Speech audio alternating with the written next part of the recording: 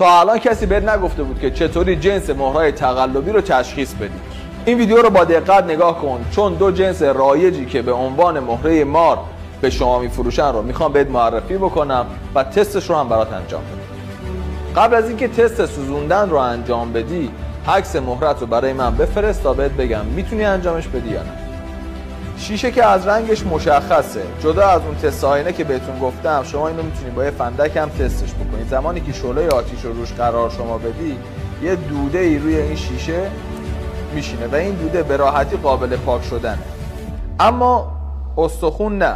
شما زمانی که شعله رو روش قرار بدی، یه قسمتی